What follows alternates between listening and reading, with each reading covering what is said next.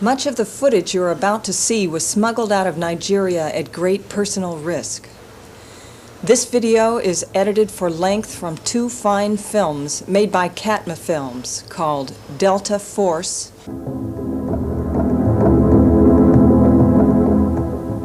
and In Remembrance, Ken Saro-Wiwa. In Nigeria, 250 ethnic groups are dominated by just three: the Ariba, the Igbo, and the Hausa, who control the army. Since independence from Britain, a succession of Nigerian dictators have been sustained by oil, 50% of which is produced by Shell. This oil accounts for 14% of Shell's global profits and provides the military regime with $11 million a day. Over 35 years, Ogoni land has yielded about $40 billion in oil revenue. However, most of the people are living in poverty.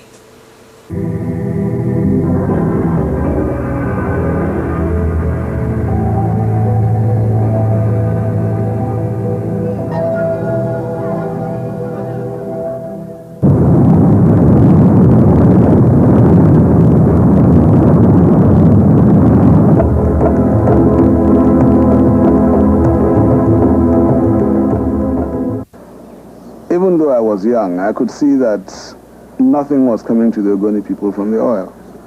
And I started writing about it almost immediately, even though I was only a high school student at the time.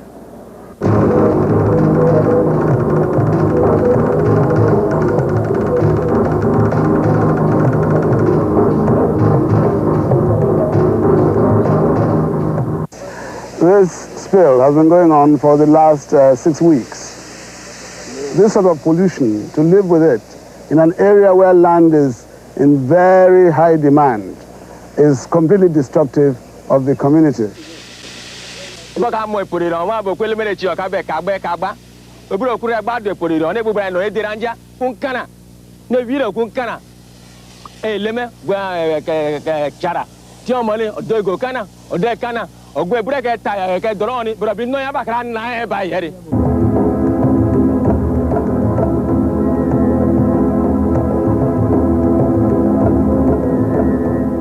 What we are working on now is crude oil, not soil. This land is lost forever. For the next 1,000 years, nothing is going to grow here.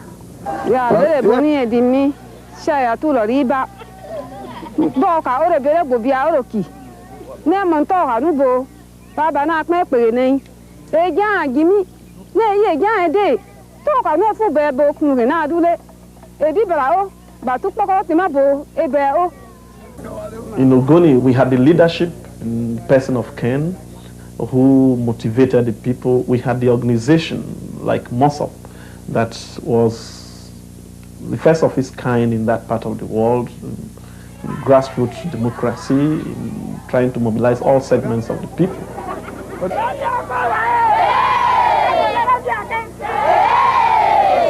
In early 1993, the movement became fully mobilized with 300,000 people taking part in peaceful marches in all 6 kingdoms.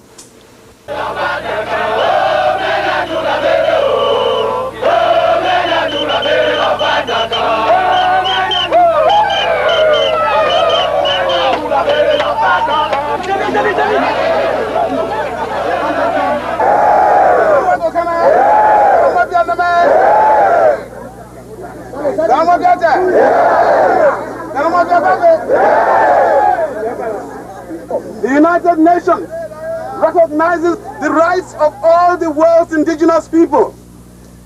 Indigenous people have been cheated through laws such as are operated in Nigeria today.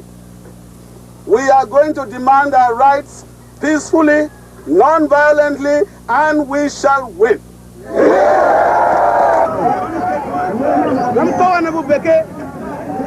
From today onwards, Shell is declared persona non grata in Ogoni.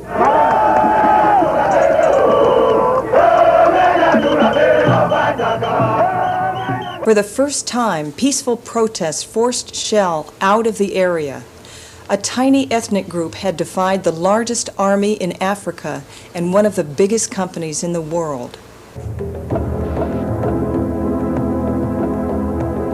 Widespread rioting broke out across Nigeria during the summer of 1993, when a promise of a return to civilian rule was broken by the dictator Babangida. He announced a crackdown on all pro-democracy activists, including the Ogonis. Ogoni was surrounded, villages were blocked in by military checkpoints and attacked. Over 800 people were slaughtered.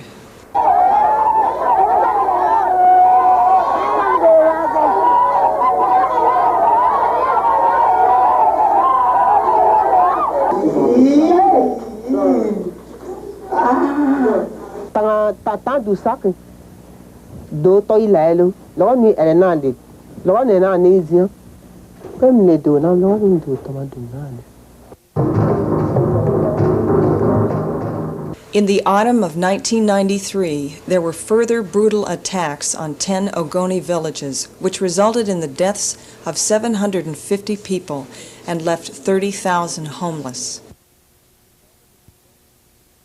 The time had come to silence this eloquent and outspoken critic. Exactly 3 weeks later, Abacha's henchmen seized Saro Wiwa.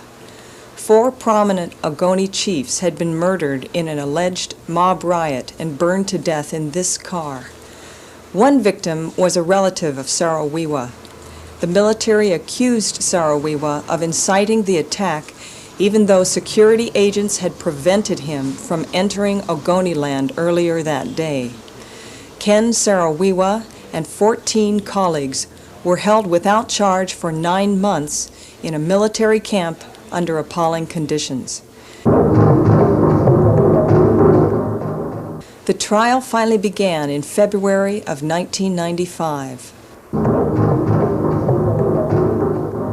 The Nigerian government did, quite cynically in my view, was to take this trial away from the ordinary Nigerian courts and to put it in front of a so-called civil disturbances tribunal, consisting of 2 judges and a military officer. Those 3 people were personally appointed by the dictator of Nigeria, Abacha. As a lawyer, Mite attempted to defend himself, but was continually blocked by the tribunal. Those are opportunities for explanation. So I feel that is that at this stage you cannot do so. A number of the main witnesses for the prosecution have admitted to being bribed to discredit Saro Wiwa. Ken wanted to put in before the tribunal a long 40-page statement of denial of his guilt. The tribunal said, we're not going to look at that if you're not giving evidence. When they came to give their judgment, they pretended, and there's no other word for it, that Ken Saro-Wiwa hadn't challenged any of the prosecution evidence, so they could take it all as being true without even having to think about whether it was or not.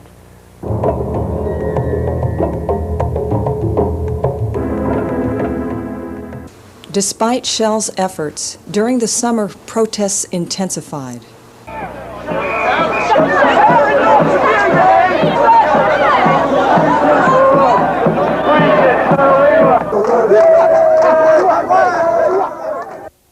It was at this time that the head of Shell Nigeria, Brian Anderson, held private meetings with Owens Wiwa in Lagos.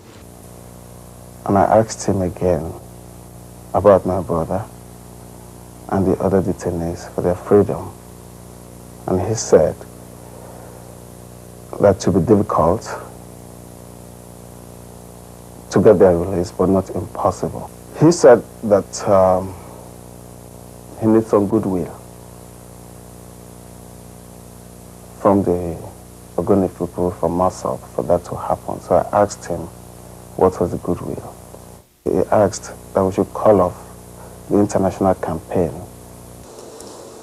Dr. Wiwa says he passed on this offer to Ken Saro-Wiwa, who wrote back that it was time for Shell to show goodwill rather than the Ogoni.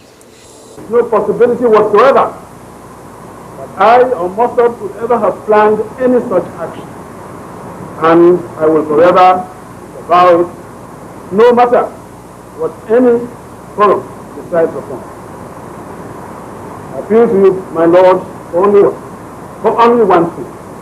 The Ogoni people have suffered tremendously in this country.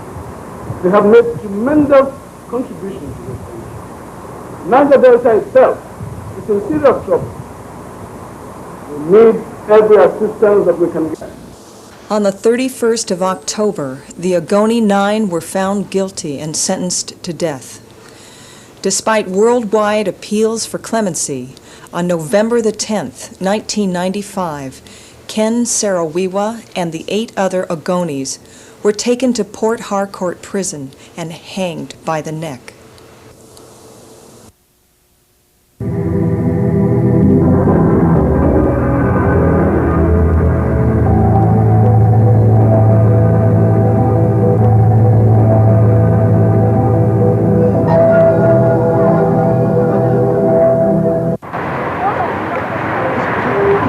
All of you here to keep the pressure on Shell to accept the responsibility for what is happening in Ogoni and what is still happening. Solidarity forever! Solidarity forever! Kenule, Kenule, Kenule,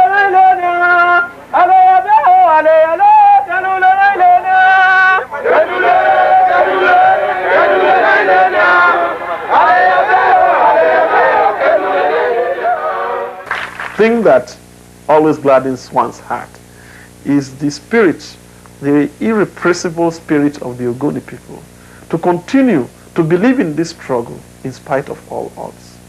And that is the thing that drives all of us on.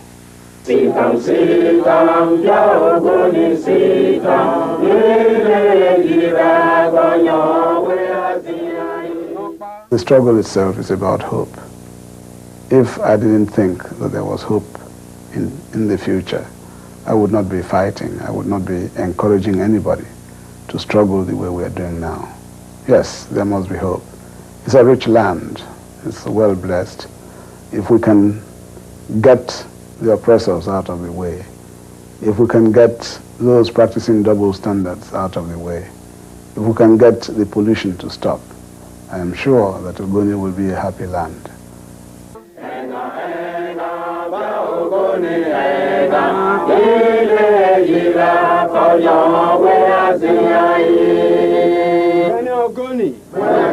Bene Ogoni, Bene Ogoni,